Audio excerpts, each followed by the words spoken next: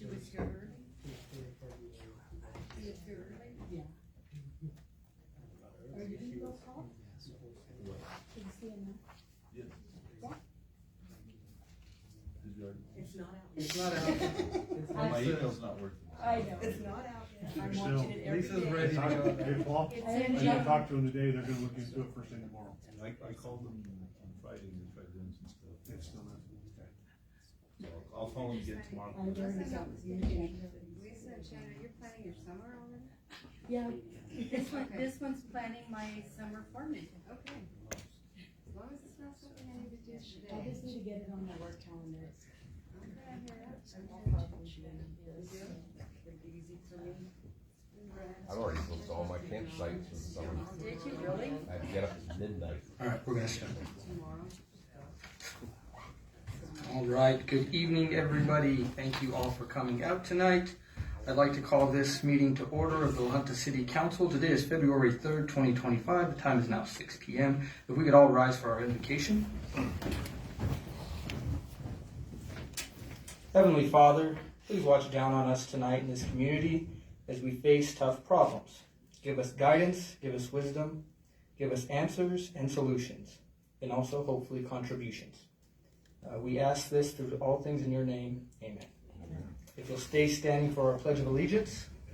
I pledge allegiance to the flag of the United States of America and to the republic for which it stands, one nation, under God, indivisible, with liberty and justice for all. Mrs. Schofield. Ramirez, Present. Velasquez, Present. Stoker, Present. Ayala, Here. Ursula. Here. Montoya. Here. Ripa. Present. Thought I had some phone going off or something. Minutes of previous meeting. I'd entertain a motion. I motion to approve the minutes of the meeting January 21st, 2025.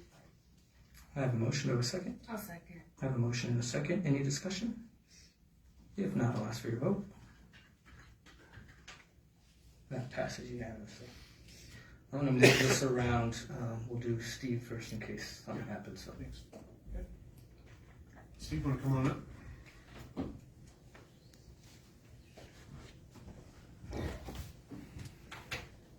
I'm gonna change hats and play fire chief instead of city manager today, or for this moment, but I thought it was well deserved and a little overdue maybe by a month or two, but well deserved to recognize Steve Elwood.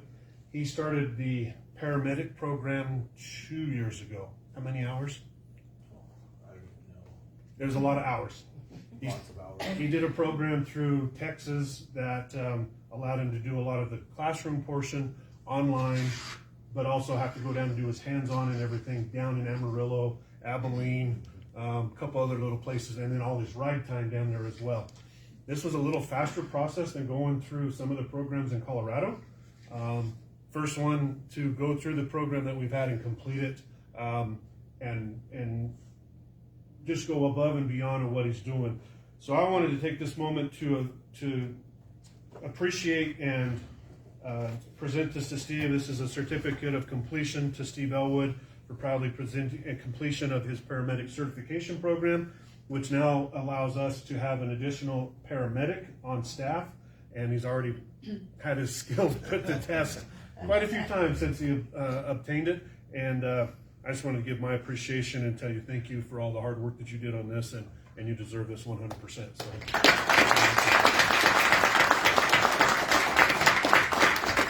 Thank you, Steve. Thank you all. I appreciate it. You don't want to say anything else? You don't want to? I just, you know what? I appreciate the opportunity that La Junta Fire has offered to me. There's always challenges, and they stand behind me, and I appreciate that. I appreciate this community. I'm glad to be able to practice medicine here. It's just been it's turned into home, and we're glad to be here. So thank you all. Thank you. And thank you to all the crew that came to support him too. Seems just like yesterday that Principal Elwood joined the fire department. Seems like it to me too. All right, now we'll move on to citizen participation. This is for non-agenda items only. 5 5-minute time limit per person. You can come up to the mic.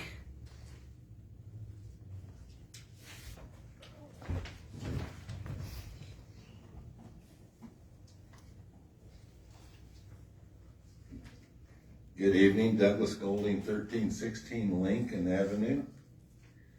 First of all, congratulations on getting the city website up and running. I've looked at it a little bit. You can find it, and there it looks pretty good. Also, my thanks and appreciation to Councilwoman Maureen Rickoff for giving extra time, her time, to meet constituents from Ward 3. Might be something else others might consider. Okay, this is a little bit past due, but I see it's still, the machine's still out there, so I don't know when you're going to discuss or make a vote on it, but concerning the, I'll call it a speed trap, whatever, ticket machine, to me, traffic laws and violations are a police matter and should be left to them on whether to spend money out of their budget on such a device.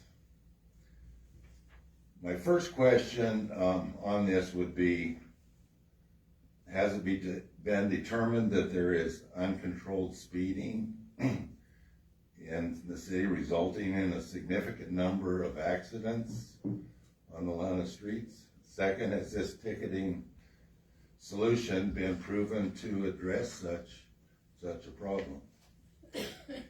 I tried to look at this, and the only possible positive I could find for such a machine would be if it changed driver habits, reduced speeds on city streets, and reduced accidents. And if it wasn't effective in doing this, then it wouldn't generate the necessary revenue to pay for itself. And with the city facing budget challenges, I don't believe you have funds for a $3,500 a month investment in it. I and many choose to live in rural La Junta because I'll speak for myself, not others, but I hold conservative values, wanting limited government.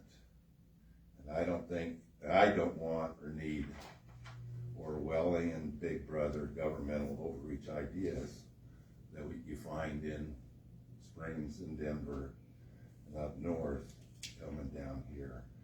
I think there's a lot of other problems, the homeless, drug use, and others that if the city has extra dollars would be well spent on that as opposed to this. I mean, I've talked to a number of people on this. I think Maureen stated that I haven't found anybody that thinks this is a good idea. So, thank you. Thank you. Anyone else for citizen participation? Okay, moving on. Can I ask a question to follow up on Mr. Golding's? What is the next step in the process of discussing the speed trailer? Well, go ahead, Joe. I'll let you Yeah, go. so as Jen said when she was here, they're in the process of moving it. However, the person that would be moving it was out of town for quite a while, so they wanted to move it to a more neighborhood environment, maybe a school zone, to see what those numbers look like, because the highway numbers may be misleading when we're thinking about total tickets issued. So once he comes down to move that, that will be with Chief Quick and a couple others, so they understand how that process works fully. We are still under trial, so we're not being charged anything. We'll get numbers for whenever they move it, and then we'll have another report from Jen and see what came out of that. I did reach out to Jen last week or the week before and asked her if there was a way we could share this cost with the county. So she was going to reach out to them and ask them if that was something that we could look at as well too. So she's getting answers for us, and once it moves, then we'll have another week of it being in that location, and we'll have more numbers on that. Thanks. Now, Mr. Andy Flemmer, for people that are not aware, Andy has an update for us on the hospital. Before you start though, Andy, I want to ask our city attorney a couple of questions when it comes to the hospital board. And we didn't get a chance to talk today, so I apologize for that. But when it comes to the hospital and the city, do you want to just clarify the relationship that we have with as the board? The relationship between the city and the hospital is outlined in a 1998 contract called the Consolidation Agreement. And that's the contract that creates the reasons. They're referred to as trigger points, but if we use too many pieces of jargon, it loses meaning.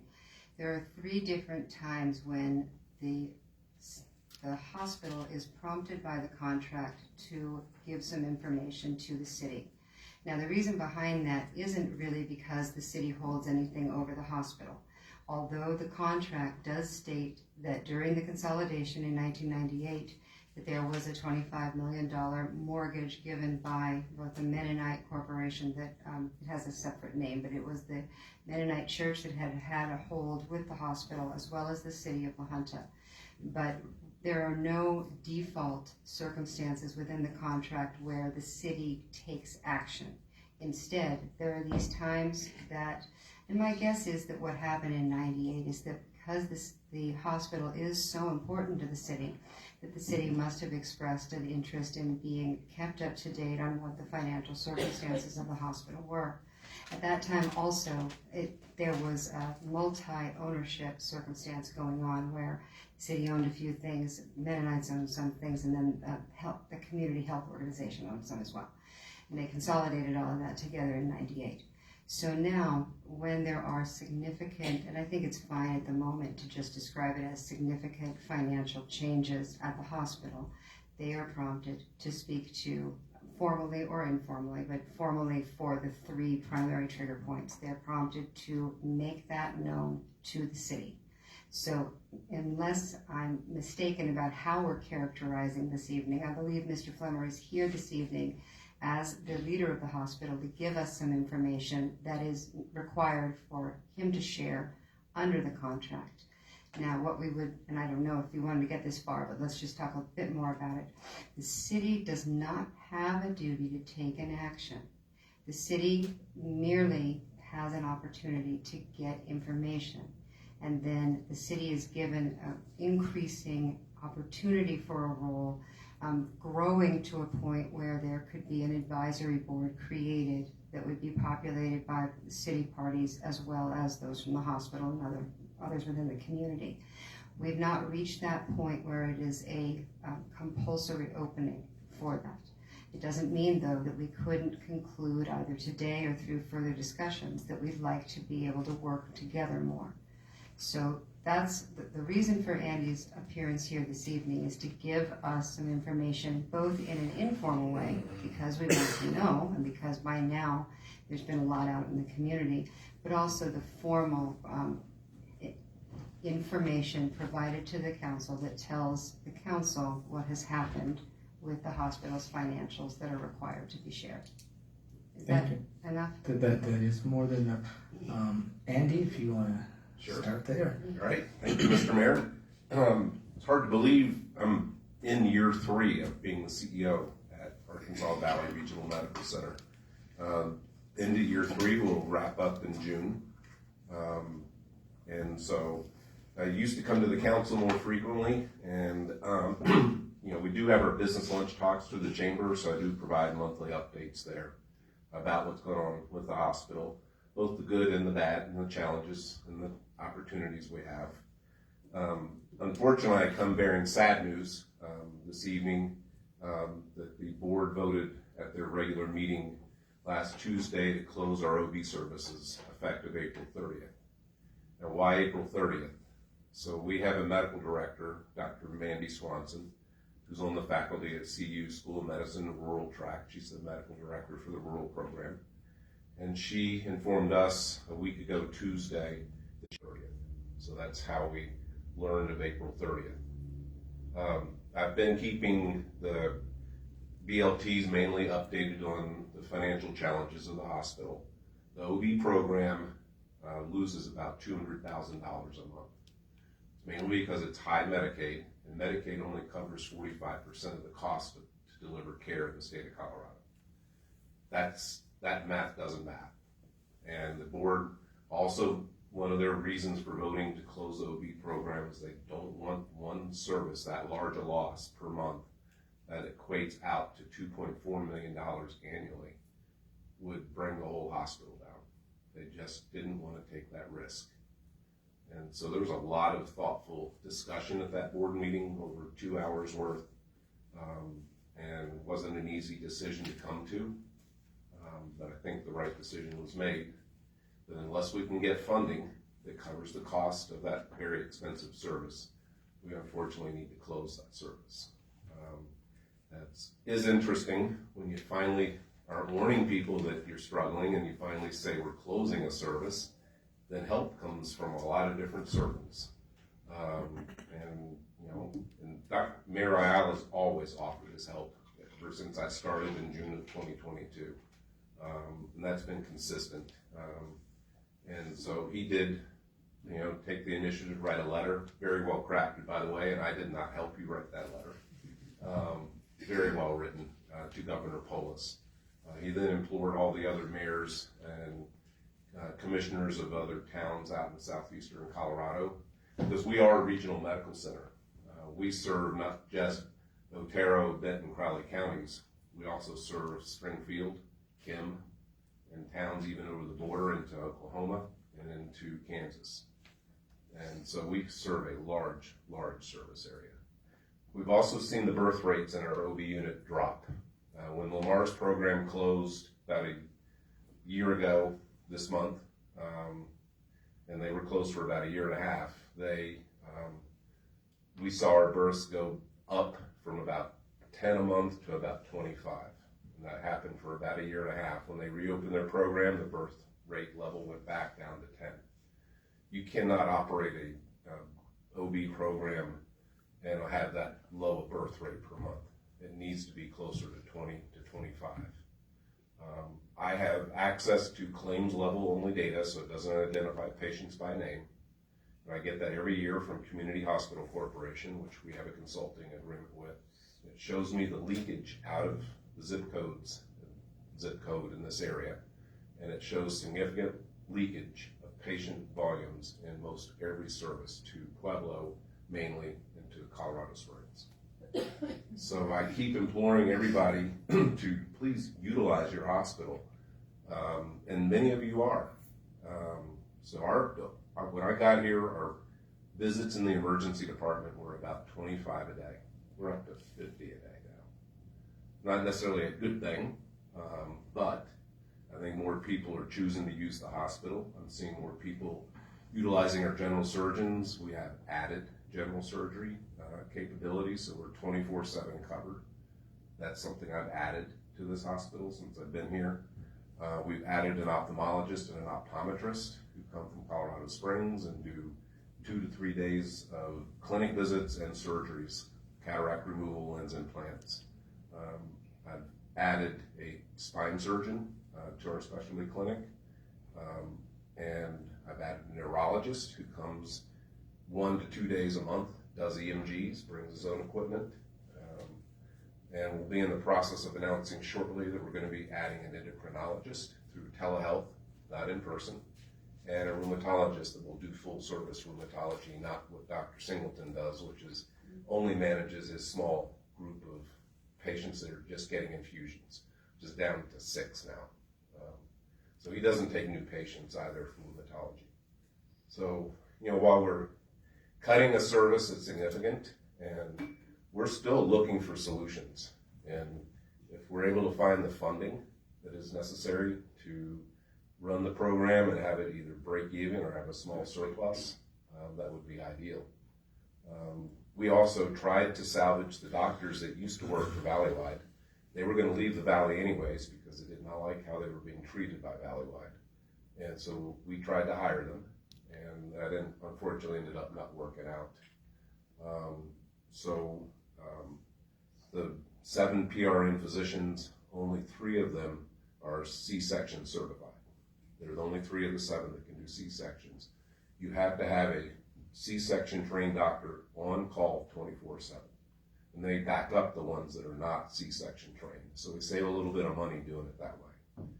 But one of those 3 broke ranks with the 7 doctors that were all in unity to help us salvage this program, and took a job closer to home and for more money, basically. And so that's unfortunate that she did not stick with the unity of the seven doctors. But that's what sent the call schedule into a tailspin. Because Dr. Swanson and Dr. Ridmuller are the other 2 that can do C-sections, and they can't give us any more time. Dr. Ridmuller is a very sick mother with cancer down in Arizona, and Dr. Swanson has a small young daughter. And she has her faculty position at CU School of Medicine.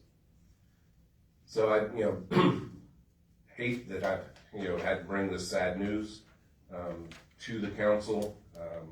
I've been doing hospital administrator work for almost 40 years.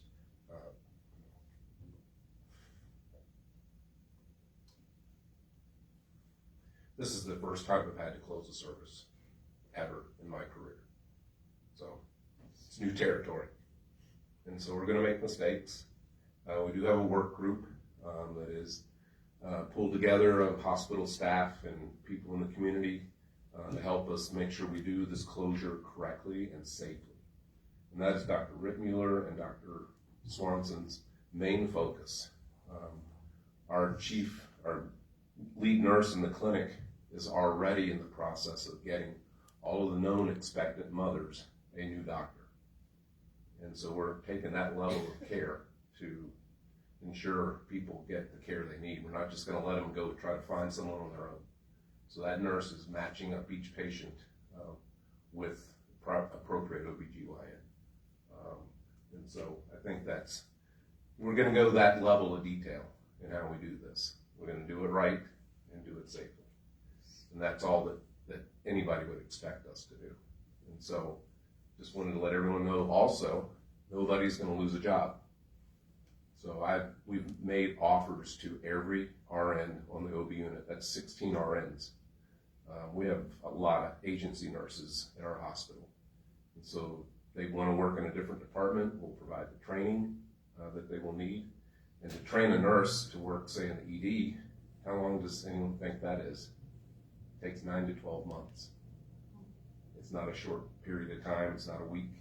It's 9 to 12 months to get a nurse fully functioning to safely care for patients on their own without a preceptor looking over their shoulder.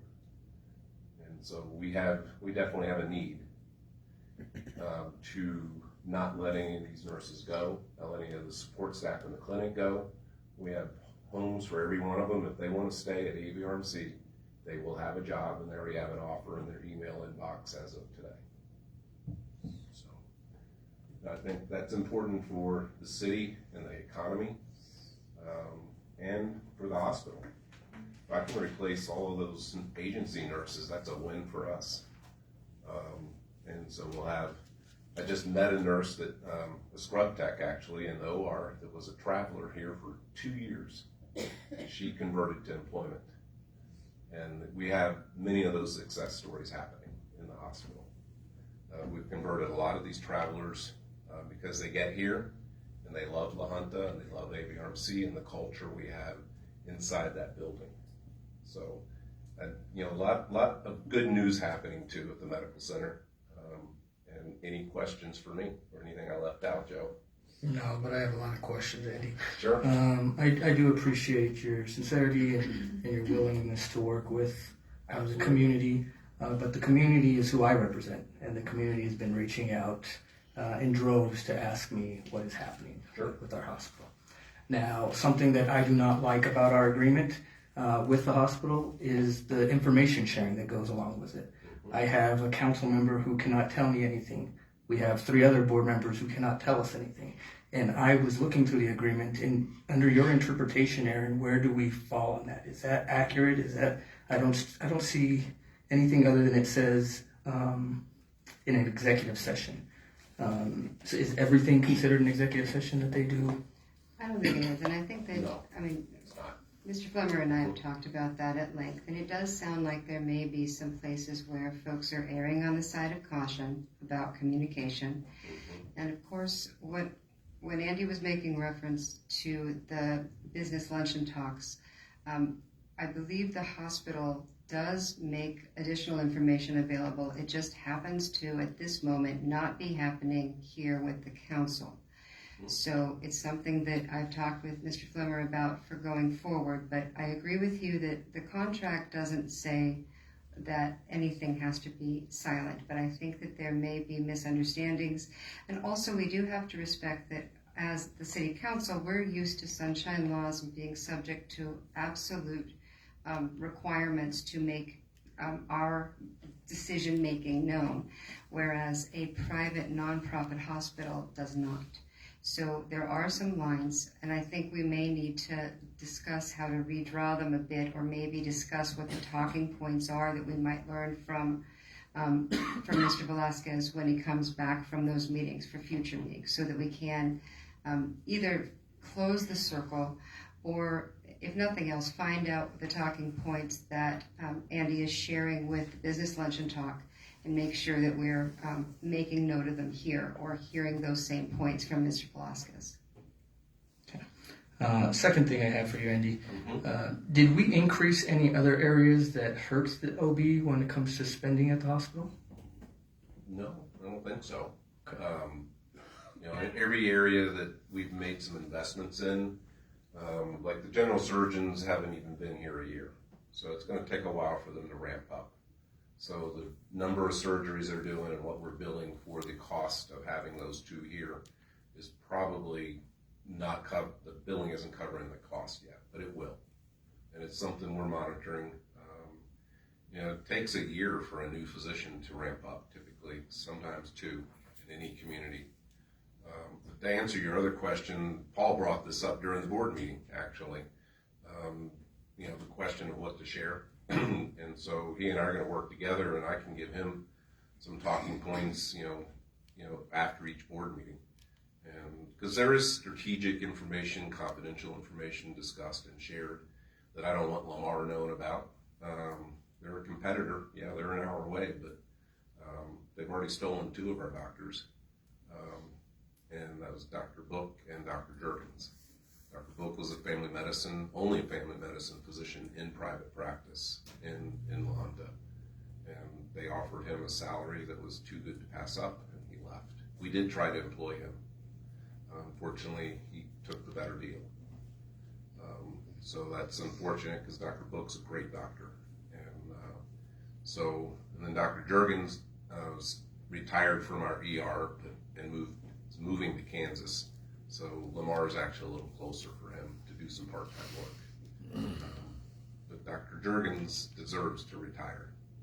He's getting older, and he doesn't want to work 14 12-hour shifts per month. That's a lot. That's full-time. We've already replaced him with Dr. McGrath and Dr. Holsworth. We also have added a fast track to our ER. I don't know if everyone in the community is aware of that. And what does that mean? Fast track is this separate service embedded in the ER, and it's staffed by nurse practitioners to see the lower acuity patients so their wait times improve. And that's been a big complaint. When I started here in June of 22, that was one thing that I heard loud and clear: the wait times in the ER are too long. And that was back when we were down around 25, 30 visits a day. We're up to 50. I asked my colleagues at the other critical access hospitals throughout the High Plains. I am the board chairman of the Eastern Plains Healthcare Consortium as well. I was just installed into that role in January for a 2-year term. That's all the rural hospitals from the south to the north, except for Trinidad. I don't know why Trinidad's not a member. We'll get them someday. But it's all the rural hospitals between here, Lamar is a member, Eads, you name it, the small towns all the way up to Julesburg are part of that organization. And we work together, support each other. But I told them how many visits we did in our ER. They do 8 to 15 a day. And they're rural critical access hospitals. Shows how essential this hospital is, just in that service alone. So the fast track is exciting because we're staffed 4 days now with Erica Southwick, who's a nurse practitioner with ER experience. And then Chris Love used to be an RN in our ER, went and got his nurse practitioner degree and credential, and came back to us, and he's doing 3 Mondays a month, and as soon as his contract expires at the prison system, he's gonna join us for more time. So we're making investments where we need to make them and trying to be strategic about it. We want to be a good partner to the hospital. We want to work together with the hospital, but it's hard for us to help when we don't know what's going on. So the sharing of information is vital to be in order to help you out. And we do share a quarterly report, which I hope you all see, that shows key statistics, which we send through the city attorney. It does have key metrics that are required in the consolidation agreement. And then on top of that, when it comes to the OB specifically, was this discussed closing in December of 2024, I'm sorry? Yes, we did discuss it at a board meeting in early November. We then had a follow-up regular scheduled board meeting in November. But the board decided to grant a 6-month extension. They did not want to close in the middle of winter and do it that quickly and potentially unsafely in December.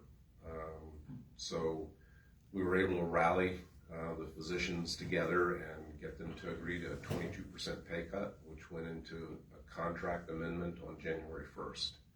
So that helped a little bit, but it still wasn't enough. And then the schedule changed when Dr.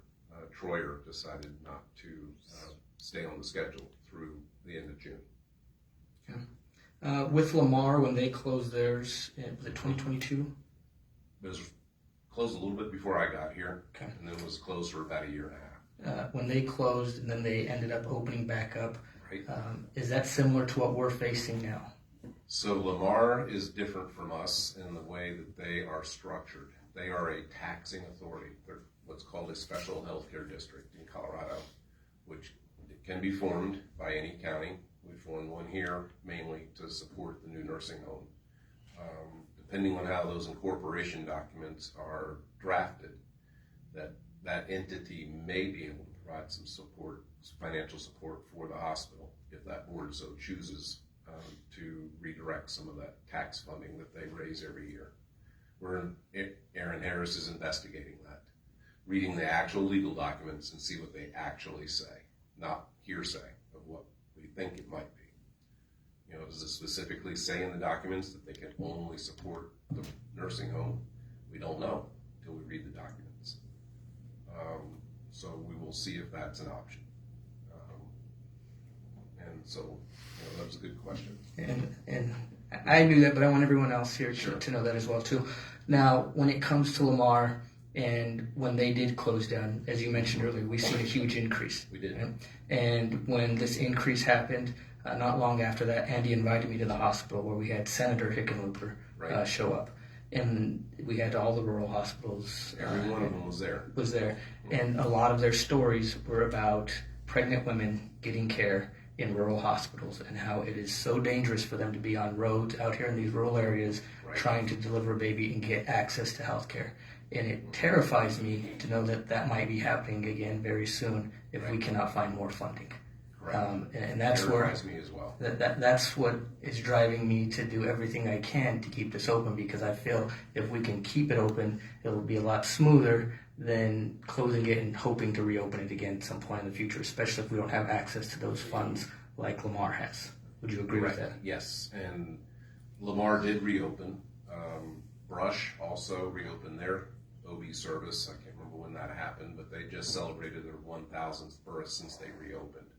So it can be done. Do they have a health district as well? I believe so. Yes. So that's up near Fort Morgan for anyone that's not sure where Brush is, and they're members of EPHC as well. So I think if we can find some additional funding, we're talking with an FQHC in another town that has 19 OB physicians that are willing to look into and explore staffing our OB service with their OB providers. Those OB providers staff Memorial Central, and so we're able to work an arrangement out where they can bill for their services and get the funding through their FQHC, which provides additional funding through that structure. Why Valleywide wasn't able to do that, because they're an FQHC as well. They kept telling me OB did not fit in their business model. And so I was the interim president and CEO in Garden City. That FQHC provided OB services for the hospital in Garden City. And this large 19 physician, OB physician group in Colorado Springs, obviously that FQHC is successful in staffing the largest medical center in southern Colorado. That's Memorial Central. So we're exploring other options. Hopefully something will happen and we'll be able to keep the program open or be closed for a short period of time. And that's another reason I want to retain all the OB nurses. If we do reopen, they're already still here. And we don't have to build from scratch. That's a 2-year training program to get them up to speed.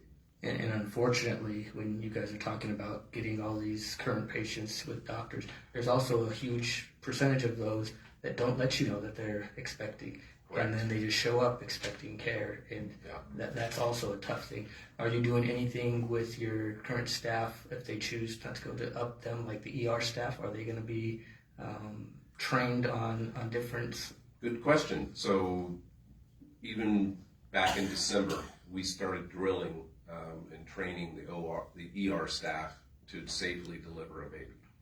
And the director of our OB unit's been going down there to the ED and running them through simulation drills. That's restarted now. So we've restarted that. Because as much as we try to get the word out, someone's gonna come across the door threshold in our ER in imminent delivery, and we have to stabilize that patient. It's the right thing to do. More importantly, it's the EMTALA law that requires that we stabilize patients no matter their ability to pay, no matter what's going on. And we'll do that, but we got to do it safely. And sometimes stabilization of a pregnant mother that's in imminent delivery is delivering the baby first. And then you transport the patient and the baby, the mother and the baby, to the next higher level of care. Parkview is not in good shape currently. Parkview used to have about 15 to 16 OBGYNs. They're down to 4. UC Health has taken them over, but that was last December. This past December. So it's fairly new relationship. They're going to have to invest millions in that medical center to bring their medical staff back up to the staffing levels. We can transfer to Parkview occasionally when they say they can take the patient. But they can't take the patients and transfer to them most of the time. So we're flying the helicopter over Parkview and going directly to Memorial Central, and been doing that for the last few years. And when you're down to that many, and they're basically a bigger Arkansas Valley Regional Medical Center. They can do interventional radiology and cardiology. They can do open heart surgery. Their payer mix is just as bad as ours. It's heavy Medicaid. And so while they might be a bigger hospital, they're severely understaffed. I talk to their CEO, Darren Smith, all the time, and he shared all this information with me because I reached out to him for some help first. I thought, oh, he's got to be staffed well. Found out he's in worse shape than we are. So that's a building process. UC Health will get that medical center back up to what it needs to be. And if you all read the details of that arrangement, they're going to be investing millions into Parkview, which we need. You briefly touched on Medicaid right there. Right. You want to explain to the people watching and in the audience how Medicaid payments work versus your private insurance payments? So our contract with, say, Blue Cross pays us 130% of charges, and or higher than cost, basically. Medicaid's fee schedule is paying us at 45% of cost. If you add in the CHASE program, which is a program all the hospitals in the state pay into, we pay in about $100,000 and get about $740,000 back. So we net $640,000 a month. That's a supplemental program started 5 years ago by the state to help rural hospitals. It's never had an escalation process to raise those funds from year to year over the 45 years, so those rates have pretty much stayed the same. Even adding the Chase program payments into our revenue stream, it only brings the Medicaid reimbursement up to about 70% of cost. And these numbers come from my CFO. So unfortunately, Colorado's not unique. Every state I've ever worked in, excuse me, the Medicaid program seems to think it's A-okay to pay well below cost, and then where do they expect us to find the extra funds? Because I got to pay the light bill to the City of La Junta, which is about $75,000 a month. It's a big building, so it's expensive. So did that help answer the question? That did. Do you want to just give me a ballpark on the hospital and the amount of Medicaid patients? It varies even by provider and primary care. Somehow Jessica Heda has attracted a higher commercial mix, so her Medicaid is lower. And then some others, were higher. Took a blend, I'd say probably around 30%, 30 to 40. The highest I've ever had in my whole career was 18% Medicaid at any hospital. So it's significant. So it's doubled what you've been used to. Yeah, you can't make the numbers add up when it's that kind of disparity. Excuse me. Battle of cold. All right. So just so everyone's aware, I wrote a letter to Governor Polis. I also had the mayor of Los Animas and the mayor of Rocky Ford also wrote letters. I got reached out to by Ty Winter, State Representative Ty Winter. He made sure that letter got to Governor Polis. He is working on getting us some kind of meeting, which I'll let you know as soon as we know when that's going to be. And we're going to try and do everything we can on our side to help you along with this process. When it comes to closing the OB unit in the agreement we have here, that is trigger point 1. Right. So I have instructed Aaron that we're going to have to give you a written notice that the hospital that we have entered trigger point 1. Right. And they acknowledge your receipt of it. So there will be more to come on.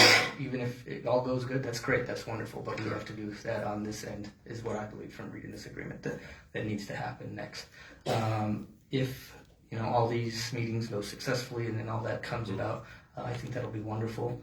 But I think we should continue working together. Absolutely. And sharing information before it gets a little bit to this point. And we're here to help. We're here to be a partner with you. But it's hard when we don't know. And I appreciate all the good stuff you're doing, but I want to hear the bad too. So that way. And I share equally the challenges and the great things that are going on at the medical center. And I made an assumption that by sharing at the monthly business lunch talk sponsored by the chamber, that there were council members there, either in person or streaming online, that you all were hearing all of that. But I need to do it formally here through the city council. And I'm more than willing to do it. But that's kind of what happened. I thought I was covering more bases by going to the business lunch talk, because I got the county commissioners and everybody in a leadership role across this area of the country. So that was my thinking. Yeah. Or we're just working with Paul to better see. We'll do that as well. So Paul made that actual formal request at the board meeting last Tuesday.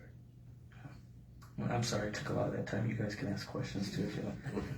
I just wanted to tell you thank you so much for all your hard work since you got here. The minute you got here, you hit the ground running. I did. All over the hospital, and it shows. I know that you had your hands on pretty much everything in addressing what needs to be addressed. It is unfortunate this has to maybe happen, but you're doing a great job. Thank you. One strategy that I made sure I used when I first got here was I didn't run my mouth and ask a lot of questions. And I learned what was important to the citizens in La Junta and Otero County. One was high turnover of primary care doctors. And so I said, well, I got to stabilize that. So we've been successful to date.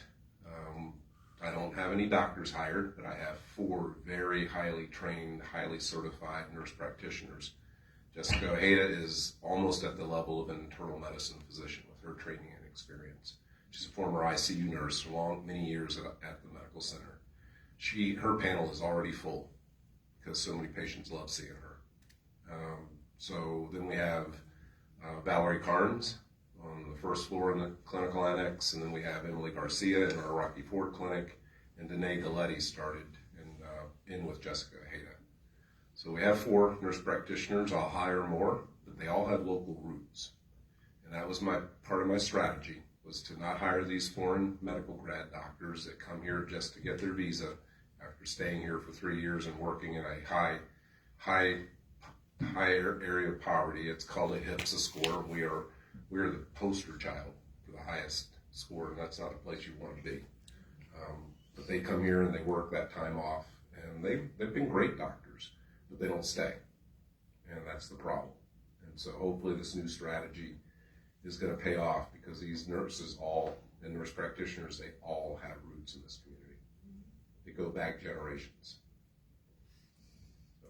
Brad, is this something your EMTs are going to have to be preparing for better? Is it? Oh, sure. Not only just here, but throughout the valley, with them being with the hospital being the regional hospital.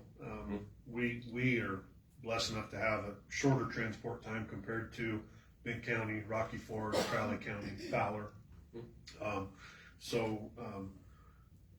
I believe we train on anything that we can, but this is going to be a topic I take back to my deputy chief, and that we look out and maybe reach out to our RETAC organization as Absolutely, well. And we're part of that as well. Yep, and to see what we can do to get some more training. The thing that worries me, and I'm going to speak as the fire chief right now, is if it does come to the point where they do have to close, that's going to increase them having to fly people out.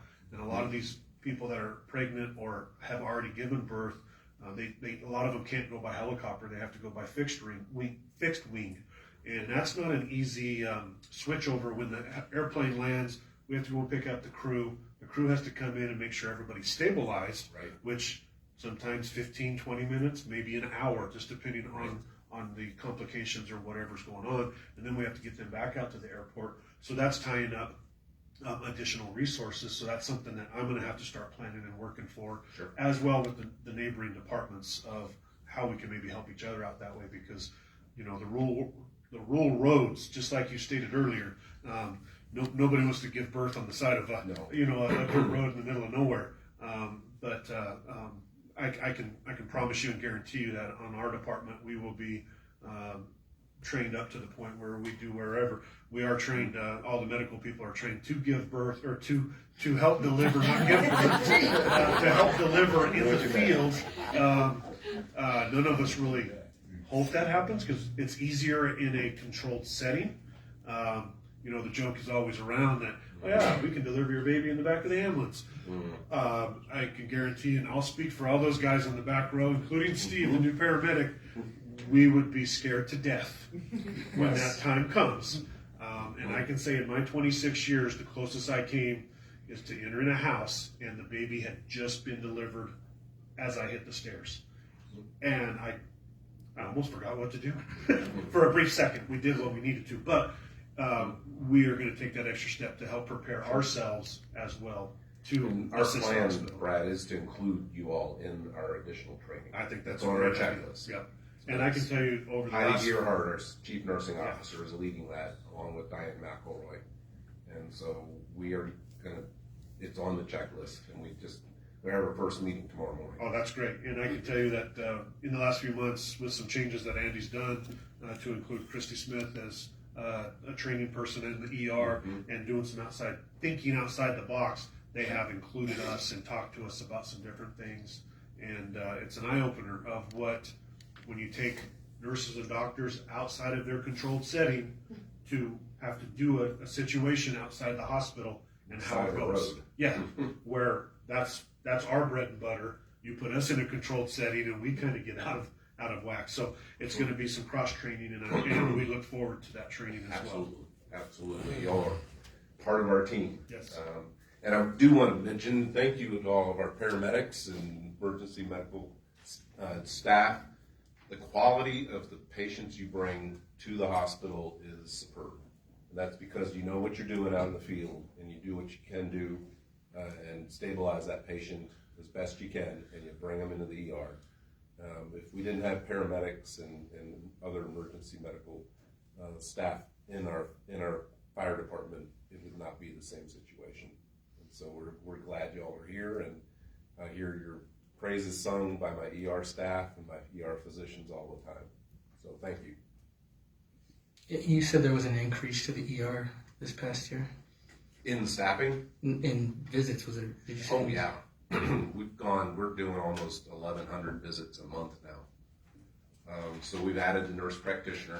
And I can back that up too with Because you haven't seen your calls. our number increased to the emergency room, because that's where we deliver, and we are way up over this last year. That's where you deliver, and now they may be delivering too. If, Right. You know, we're without knowing. Exactly. So I'm really concerned about that ER unit, because you know they see everyone like you guys do right at their worst, and they're needing help. And I hope we don't. They usually overwhelm can't them. speak for themselves either. They're incapacitated. So they need the team in the field and bringing them into the ER. I'm noticing too that I'm seeing more Benton counties, Rocky Ford's ambulances, and even Crowley County in our ER bay. That ER is almost at capacity now for what it was designed for 27 years ago. It's been that long. But there's only 15 bays in there, and they're all about 3 times too small because of the change in technology and staffing levels. We call it code. You can barely get all the people in the room. That's right. Those are our 2 trauma bays. Those are the biggest rooms.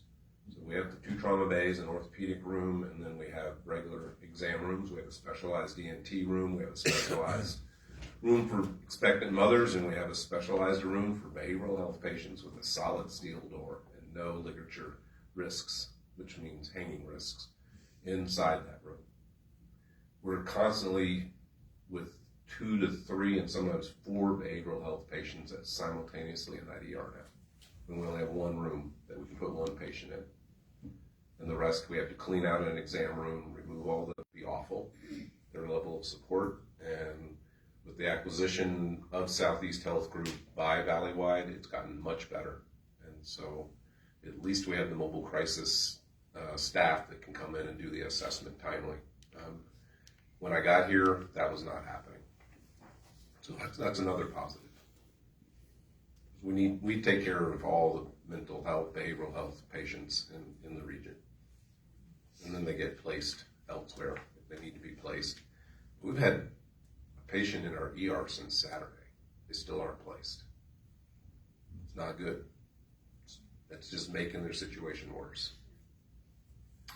So I'd like to thank you for updating us. Even though A lot. I'm sorry. it's not an I took so update. much It's not an time. update I wanted, but it's an update that we needed. Please stay in contact I will. whatever comes this week, so that way I can share with Mel and she can share on the website and that. And then next steps will just be whatever comes of these meetings this week. And I do want to, expand our work group to include some city representation on that. Brad, you or whoever you'd like to appoint. Not that you need another meeting to go to, Right. But you can join it via Teams, Okay. so you can multitask. But it's at 8 a.m. on Tuesdays, starting tomorrow. Okay. And if you want me, I'll shoot the invite to you. If you will, mind. Yeah, somebody will be on it. I'm also. And I think it's double tasked. important that we start looping you all in earlier than later. It was Okay. planned to be later, probably I think next week or the week after, but Okay. we need to just do it sooner. Sure. And then anybody else you recommend, from the city staff, just let me know. Because using Teams as the way to, spread that out, it gives access to people to be able to attend a meeting they normally couldn't attend necessarily. Sure.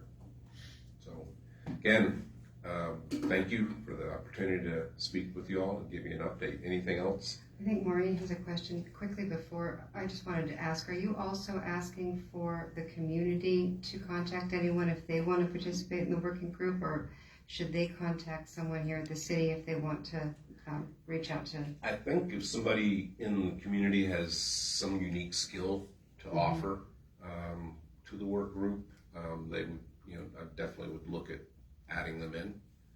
So if they want to reach out to me or to Heidi Gearhart, who's the CNO at the medical center. And Heidi celebrated her 5th year as chief nursing officer. She's been at that medical center for 21 years. And Heidi just texted me she's going to send me an invite, so you know. Perfect. Yeah, I think all 330 employees are watching the live stream right now. So. The 3 triggers, just curious what they are. I don't have that agreement memorized. I have the trigger. I actually asked if we were going to go over that tonight, but I think we won't. But I'll get this all to you guys so you can have all 3 of them. Are they long triggers? Okay. Specific and. But number 1 is Closing of closing. Any major service, such as OB. Closing the major service. Yes. And I do want to add, there are no plans to close any other service at the medical center. I'm getting that from a lot of employees. They are worried that their department might close. And we have no plans to close any other department. We're actually trying to expand to other areas. And last fiscal year, we're in a weird fiscal year. It ends March 31st every year. And so we're getting close. But last fiscal year, March 31st, 2024, the hospital lost $3.8 million. Let that sink in. Where did that cash come from? It came out of our bank account. We do have cash reserves of about $2.3 million in money market and CDs. So we do have some cash reserves. We also have 0 debt. We're one of the few hospitals in the state of Colorado that has 0 debt. We also have access to a $1 million line of credit through First National Bank at very, very favorable rates. So thank you to Dale Leedy and the First National Bank team for putting that arrangement in place. When we had the cyber attack, I don't know if y'all remember the United Healthcare Optum cyber attack, that shut us down for a month. We couldn't send claims out, and we started running out of cash. And so we had to tap into that line of credit, but we were able to pay it back within about a month. So we did have some debt for a month, but then it got paid back. So this fiscal year, it's important for y'all to hear this, our net loss with 3 more months remaining is only $832,000. So we've made some improvements, mainly in billing. We're getting clean claims out the door in a timely manner finally. And in November, we posted our highest net collections at $3 million. So it's getting better. We are also outsourcing our billing to a big national company because even with some of the success in billing, we've still got a lot of work to do. And so we're outsourcing that on May 1st to R1 RCM, which is a large company that handles rural hospitals, and we checked references, and this is who we went with. They're going to have the depth and the breadth to take us on and get us to that next higher level in billing excellence. Because there's no excuse of writing off a claim because we couldn't get it out the door in 90 days. When I got here, we were writing off almost every claim, so no cash was coming in. That's not the good place to be. So we've gotten that problem stopped.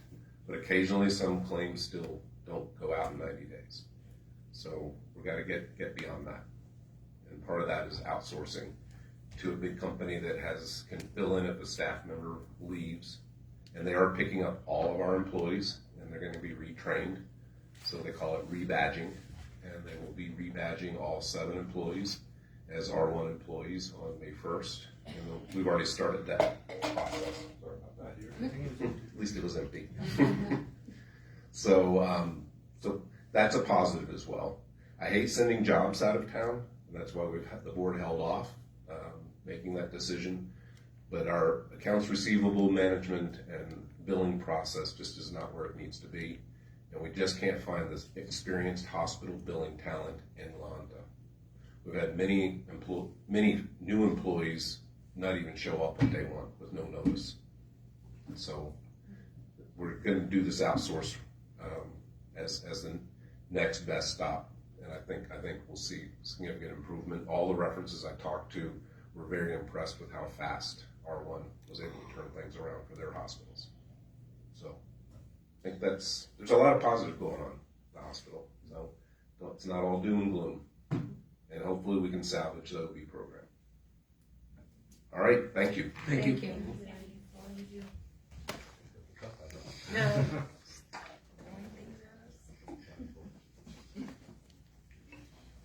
Mrs. Harris. Feels really anticlimactic to look at liquor licenses after all of that. We have 2 liquor licenses that are up this evening. The first is an application for renewal of a lodging and entertainment liquor license by Yak and Yeti Hotel that does business as the La Junta Inn out on 3rd Street. The other is an application for renewal of a tavern liquor license by Ron Hall, who does business as the Rail Yard on Colorado Avenue. In both of those applications, Ms. Schofield, are you familiar with both those applications? Yes. Has there been any irregularity concerning either one? No. Was there ever anything that you had to even send back to have corrected? No. In that case, do you recommend them for approval? I do recommend both of them for approval. Thanks. Do I have a motion? On that note, I'll make a motion that we approve both liquor licenses for Yak and Yeti Hotel and Ron Hall, Rail Yard, and Mountain Inn for the 2 businesses. Second. A motion and a second. Any discussion? If not, I'll ask for your vote. That passes unanimously. I love this cup that Brad gave me. It's a good cup. All right, next we have, this is a first reading. Let's read the title first and then we'll just explain it a bit. An ordinance of the City of La Junta amending the subdivision regulations originally adopted as part of the zoning ordinance. These artful titles don't necessarily give us a lot of excitement about why it is that we have to vote on these. This is the same zoning subdivision regulation. It's just been updated. I believe each of you received a black line copy to see those changes. But this is the reason that it is referenced as part of the zoning ordinance is that it is one of the pieces that does not show up online. It is a separate entity from the rest of the ordinances that you would find online. Do I have a motion? I'll make a motion to approve the ordinance as stated. Do I have a motion? Do I have a second? I'll second. I have a motion and a second. Any discussion? Is there any characterization and kind of a summary of what changes are being made? Just because it is a 92-page document, what's the overall theme of the changes that are being made? Well, what I see in it, and I don't attend those meetings, so I looked at the same red line. In fact, I created an Excel spreadsheet setting out each section and then explaining what the changes were. I sent out a black line, and then I also sent out a timeline for if people are trying to figure out how to navigate the new rules. Primarily, the changes that I observed in the document are that we are tightening the number of days available in some of the licensing and permissions aspect. And then lots of the rest of it seems to be updating language, changing language. Nothing besides the days is a significant element. There is one thing I have pointed out to a few people is that there are some new definitions, such as a cul-de-sac being large enough that an emergency vehicle could turn around inside the cul-de-sac, which It's combining some of the language from the building code with the fire code, with the electric code, and just making sure that everything's in coordinates with each other instead of just plain language. And the days are all also in sync with all 3 codes and stuff. Yes. This is the That's grid right. porch thing, right? yes, Yeah. yes. And as being a part of those changes during my time, that is exactly what it is making all the days say the same day basically, and then the rest is all just language clearing up definitions and whatnot. But that was a major change, was the days of the process. Yeah. That helps a lot. Thank you. Any other discussion? If not, I'll ask for your vote. And that passes unanimously. All right, it's me. All right. Urban renewal met, and we have 2 new, what would they be, appointees from the board. We had, what do we have? 3 seats, and we had 2 apply, and then we had 1 resign. So now we have 2 more seats open. Is that correct? But for the ones that did apply, we had Carly Johnson and Ben Mason. Carly Johnson has the coffee shop downtown, and Ben Mason is with Sutherland's. Ben Mason is already on our CLG. He's now going for urban renewal, and Carly, this is her first time doing anything, so we appreciate them both, and I'd entertain a motion to appoint them to the urban renewal board. I make a motion. I have a motion. I'll second. I have a motion and a second. Any discussion? Sorry, how many people submitted interest? 2 for 3 spots. Okay, so Carly and Ben were the only 2 that, And then at the end of that meeting, one of the current members resigned, which means there's still 2 more spots now. okay, so we are still taking letters of interest. Yes. For additional positions on urban renewal. Yes. Okay. Any other discussion? I'll ask for your vote. And that passes unanimously. Bob's Rules of Order for Colorado local governments. I actually have a hardcover copy right here for anybody. Okay. A hard copy. There you go. A hard copy for anybody that wants to check that out. If you didn't get the PDF, if you didn't get to watch the YouTube video, there is a lot of good stuff in there. Me and Mrs. Harris were talking the other day about abstentions, and you really have to look into that because in Bob's Rules of Order there is no abstention, so there's just a couple of smaller things, but it makes it run a lot easier. And I was under the assumption that the city was already running under Bob's rules, but we had it nowhere in any records. So that would just be adopting Bob's rules for that. So do we have a motion? To accept Bob's rules?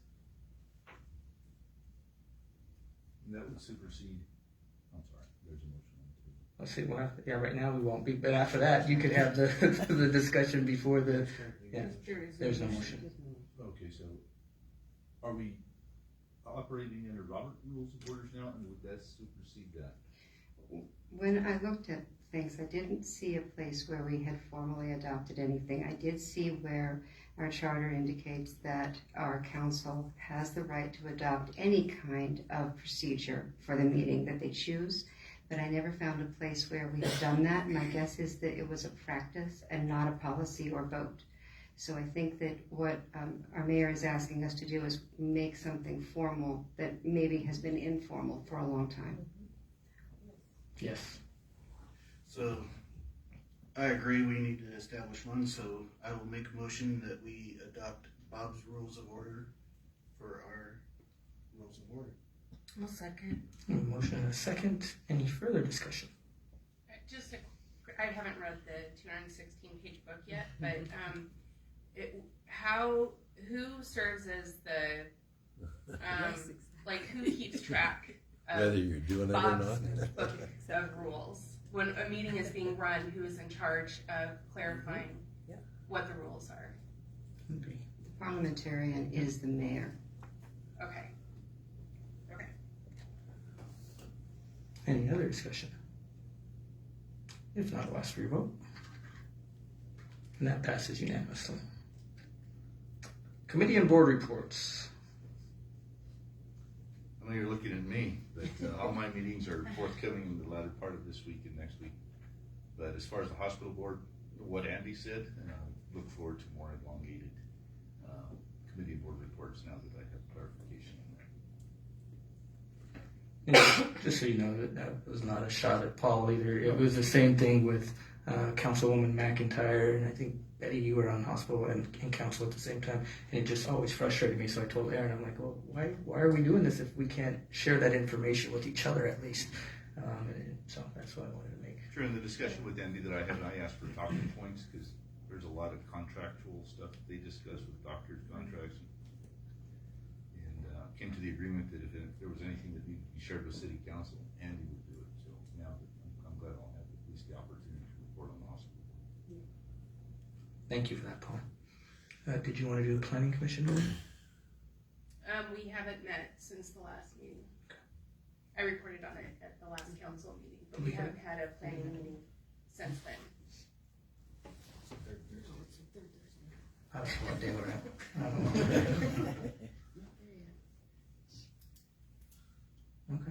Okay. Interim city manager comments for one more time. So, I do want to say thank you for this ride that we've been on all together since March 1st.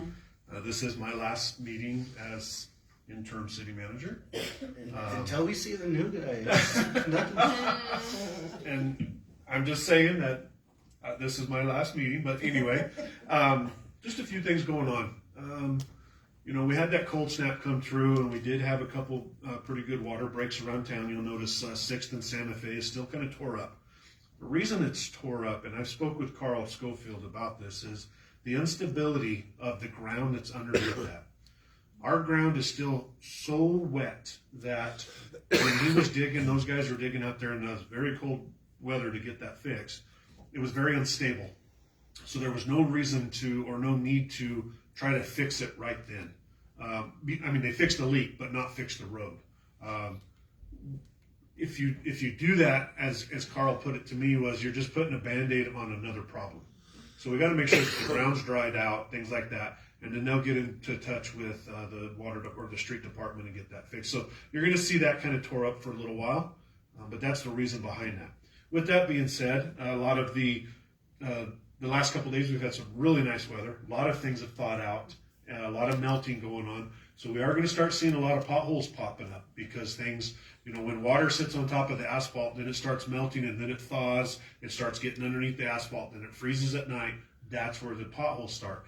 So I encourage anybody and everybody out there that if you do see potholes, call into the building department at the city building, and they will write down and start making a list and get those fixed. Maybe not overnight or right away, but they will start getting a list put together and making a plan for that, okay? So, my hat's off to all those utility workers that were out in the cold weather. Spoke to Chris Arweo at the electric department, and his guys have been doing a lot of maintenance lately on the lines and stuff, getting things propped up and ready. Over in Parks and Recreation, little kid basketball's taking off right now. They're getting things going. They also, actually, his crew worked over the weekend on the nice weather at Tippy Martinez Park. They have to install a warning track out at the outfield and the fence, and that's per the new rules of the college softball. So they took advantage of the nice weather on Sunday especially, and the next couple of days of getting that installed and in place, since they will start practice here very shortly. So that was good. I did have some library numbers. I am going to apologize that I forgot to bring those up here, and Heather, I will get those out to the council. So I'll email you the numbers that they sent me from where they're at and things are going. I do have a couple things to go over if you want me to, Mr. Mayor, on some numbers, fire department and police department. Yeah, start with fire, and then when you get to police, of course, fire's number one, so that's okay. Wait, So there's second responders. no, we're first. After you've seen six. For the year of 2024. We did have a huge increase of EMS calls. We ran 1,574 EMS calls. That is up about 412 calls over 2023. We can't pinpoint any specific type. We're kind of all over the board. We have just seen an increase of people calling 911, and we've been transporting. So that was a huge increase. We had calls for service, which include everything from structure fires to public education to smoke calls, whatever you name it. We had 829. We ran a total of 2,403 calls. That's the highest that I've seen since I've been here, especially, and that I can find. Last year we had 2,399, so it was a small increase, but it's an increase, especially on the medical side. We've seen that. I'm going to kind of echo what Andy was talking about on the Medicaid, Medicare stuff of how they reimburse, how they pay things. We do see a hit on that on the ambulance billing side and how we get our revenue off of that and being able to buy supplies. And then the hurricane didn't help down in North Carolina. It took out a big factory that makes IV solutions. So we were on a tight budget or a tight schedule with them. we were only allowed to buy 3 bags of IV solution for a month until they got back up and running. Now they're back up and running where everything's good now. But I could see how that's a big point.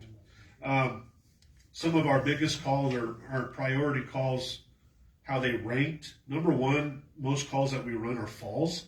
And it's anything from falling, from standing up on stairs, ladders, whatever it may be. The next was difficulty breathing. The next after that was auto accidents in our town. We ran over 115 auto accidents within a year. So, and that's in the district, but that's still a lot. And then of course we follow that up with assaults, and that's either with weapon or non-weapon. So, we did have 21 structure fires, which was a very busy year for us. Unfortunately, we did have 2 fatalities through the year on that, and that was at the same house fire. We don't usually have fatalities, so that was kind of a big number for us. And then wildland fire, we had 44 throughout the season, so that's about average. We've seen it as high as 70 and as low as 20, so we're kind of right there in the middle. So that's what I've got on the fire side. All right. For the police department side, when I talked to Representative Ty Winter, we were talking obviously about the hospital, and I said, Ty, I've been meaning to get a hold of you because the crime we see in our town seems to be increasing, and we have a lot of residents that are upset. They get upset at our police department, and I think that is very unfair for them. Okay, the way the state law is set up right now is, they are having weekend advisements, which they didn't used to have any before. Right. So, the holding time is very, very small, depending on whatever the crime is. And when I'm talking to Ty, he says he's talking to police chiefs that saying it's taking them longer to do reports than it is these offenders are spending time in jail. So I had Todd run numbers for me, and he did it the first time, and it was okay, but I said, I need more detail. So him and Paul got together, and they got all these. So our total calls for service in 2024 were down to 22,069 from 2023, where it was 23,000. However, our arrests were up. We had 1,108 arrests versus 912 arrests last year. So it's very misleading to think that they're not doing what they're out there supposed to be doing when immediately, whatever the crime is, those people are right back out there. So something needs to change, in my opinion. And on that, Mr. Mayor, too, on the warrant arrests, it was a lot higher in 2024 as well, because a lot of these are going to jail, being released out on a PR bond, and they're not going back to court. So that's been increasing that as well. Crimes against property were at 369 for 24, 358 last year, in 2023, I'm sorry. Burglary, breaking and entering, 83 for 2024, 61 for 2023. Shoplifting, 268 for 2024 versus 223 in 2023. And if you go back to 2022, shoplifting was at 8. I know that's something that we're working on with Walmart, but it's tough. And then you wonder why Walmart and all these other stores have to lock everything up when you see numbers like this increasing. It's really hard for even a big corporation to do this. So imagine on the smaller side. I know Sutherland's is going to great lengths to try and prevent it. And I think that's maybe where the answer is. Maybe we're not going to get the answer we want from state legislator. Maybe we have to start looking on preventative measures as a community that we can take to start figuring out how we can best move forward, because if we keep waiting and waiting for someone to save us, it may not come. So while I do appreciate Mr. Golding's comments about not wanting all this oversight of government, when you have that many accidents, and then we look at doing something that may slow people down because they say, what are you putting all these stop signs up for if you're not going to enforce traffic, if you're not going to enforce speeding and things like that. So we're working on just a variety of ways to hopefully get some of that down. But it's really tough for our PD to continually take the criticism. I believe is unfair for them because they're trying, but the way these laws are set up right now, it's really tough for them to keep anyone off the streets if they're doing bad things.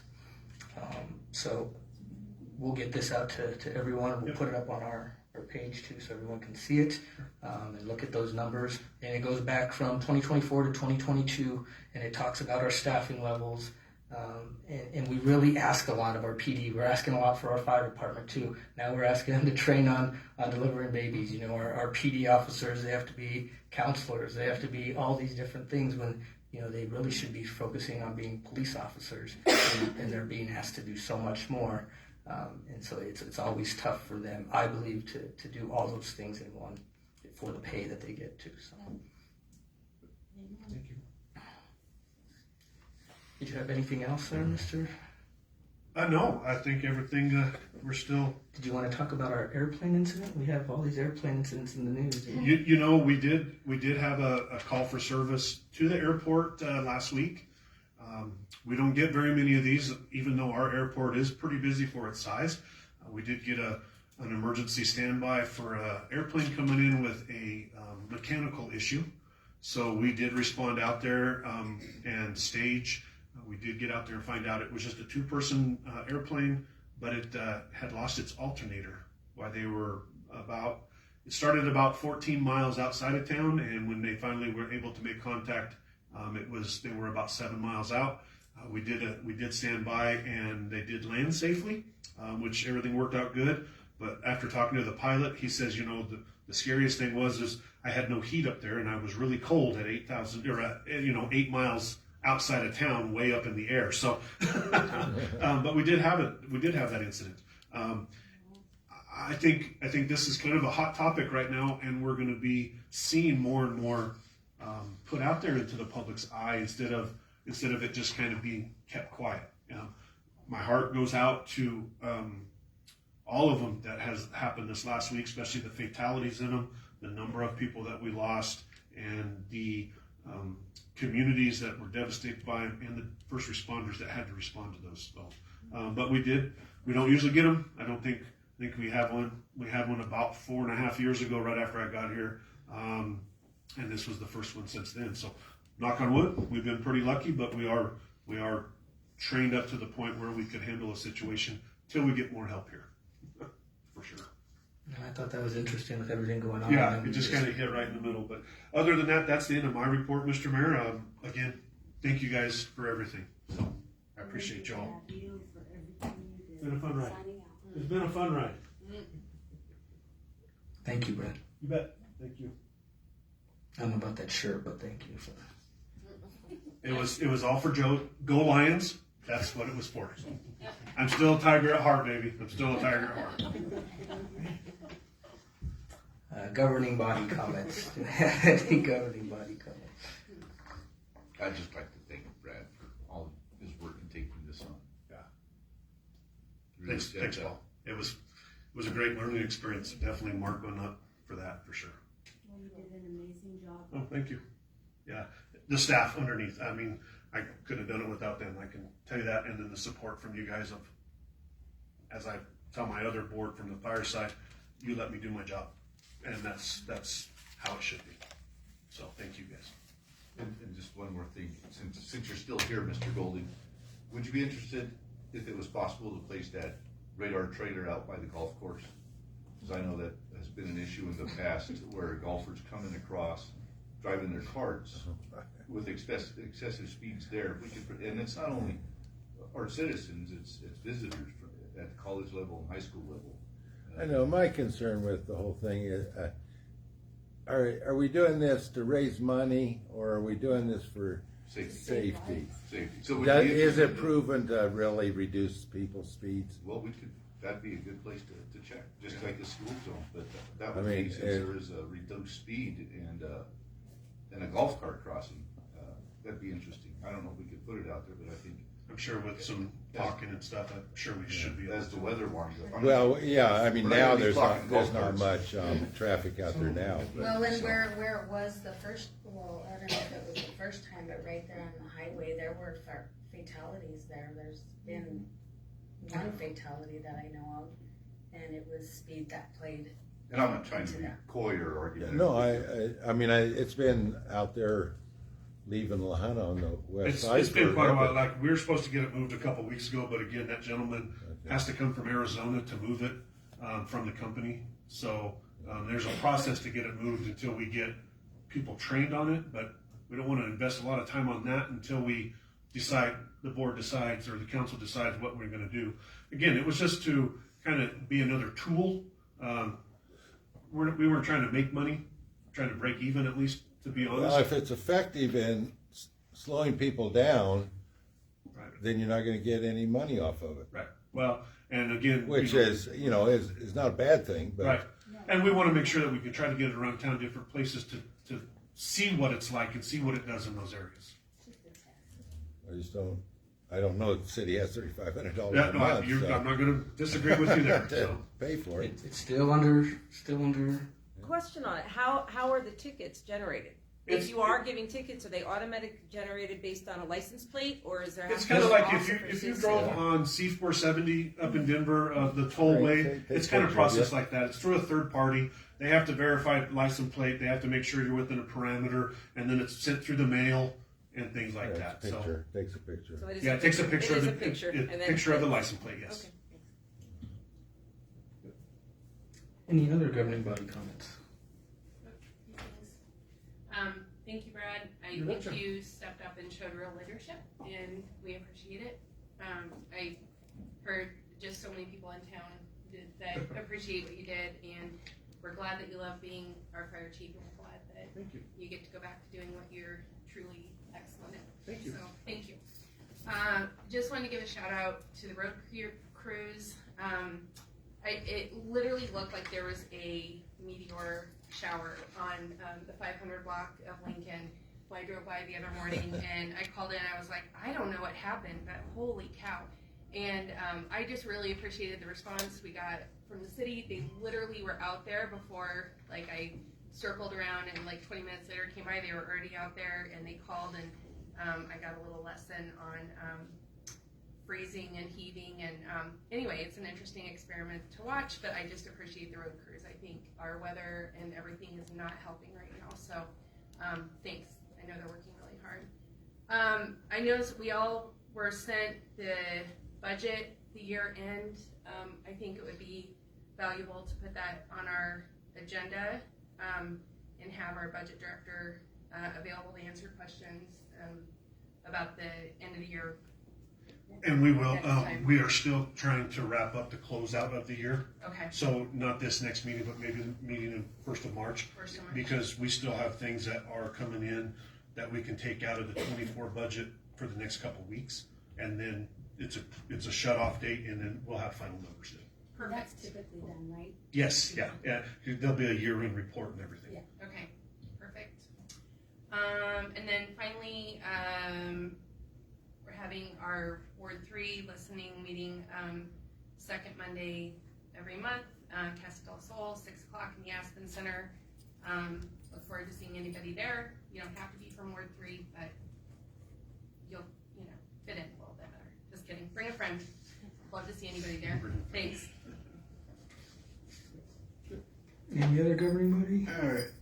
First off, just like everybody else, thanks to Brad for keeping us afloat while we had no full-time city manager. You got it. Actually, I think you did more than keep us afloat. Good things. And then second, since it's been brought up, I'll go back to my repeat of when the speed trailers was first brought up, that while it could improve public safety, I'm not a fan of, finding our citizens to pay another outside entity, as well as the fact that it's going to take 87 people to pay tickets to break even on that machine. And before the city even thinks about making any revenue off of it, and like we've said before, the budget, can't risk paying however much. But that's what I'll say on that. And then, to top off on public safety as well, just a reminder, if there are stoplights on a roadway and they're not working, they're off, they're flashing, it's a 4-way stop.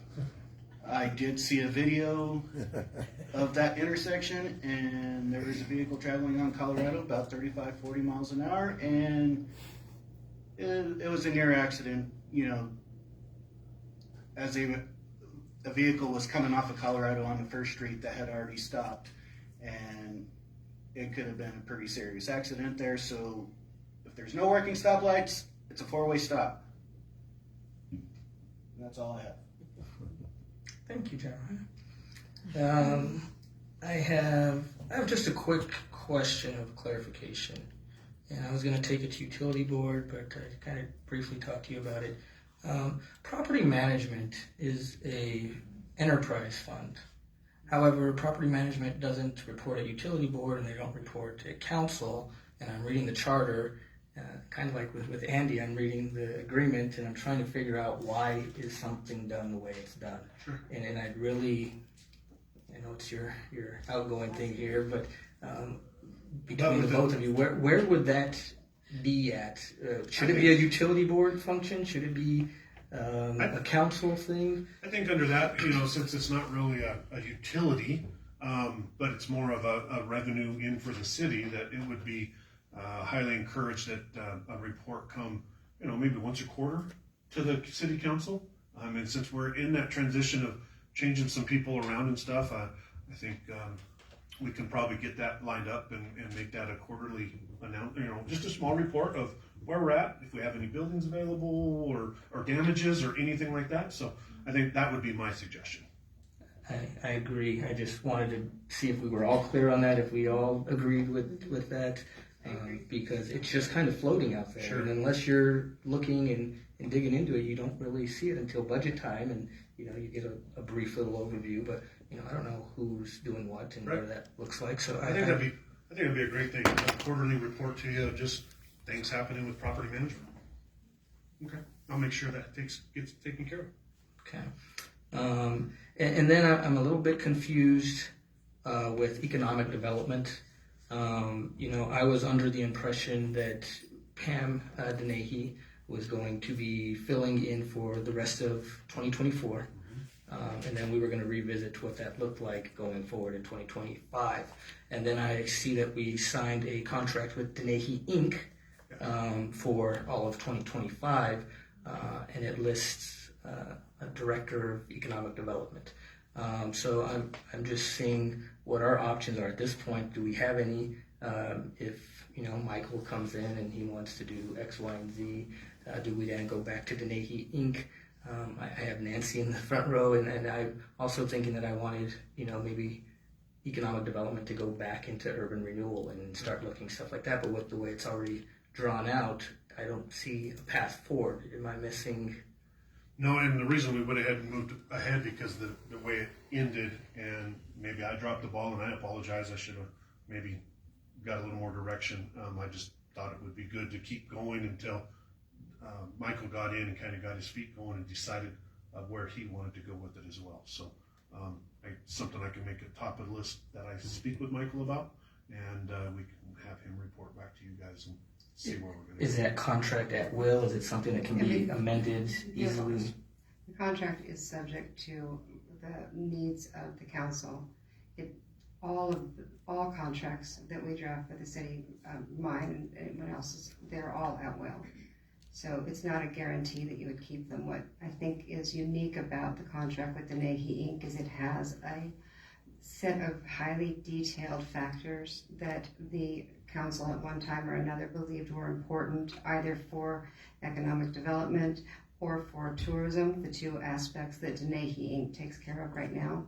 So another factor that we might want to talk about, the council might want to talk about, is looking at the factors that are currently in the contract that pertain to economic development to decide whether that's either A, what the council wants, or B, being met. And tourism is another of its separate fund, at least with separate funding.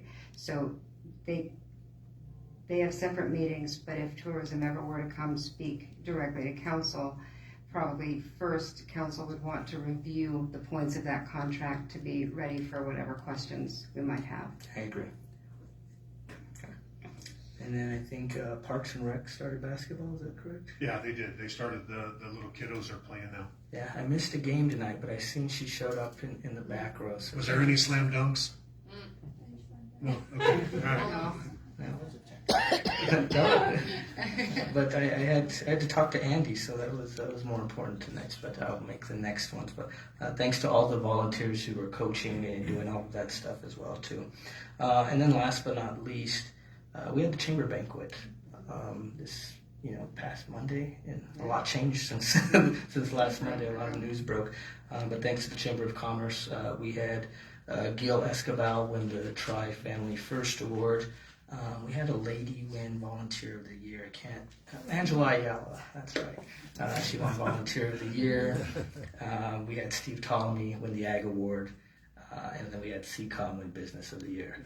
And then last but not least was the voice. I always call him the Voice of the Valley. I guess it's Voice of the Tigers. But the Community Service Award, correct, is what Pat McGee won. So we're very congratulatory to all the winners and to the Chamber for doing that. And we look forward to a prosperous year. And I will end it with thanking Brad one more time for everything that you do for You're us. welcome, guys. Like I said, I couldn't have done it without your Did you want to announce the firefighter calendar you're doing this year? Oh, no, it's still in negotiations. We'll just leave it there. And with that, I'll adjourn us. Thank you all for coming out. I think Brad would have to take it. You don't want to see this.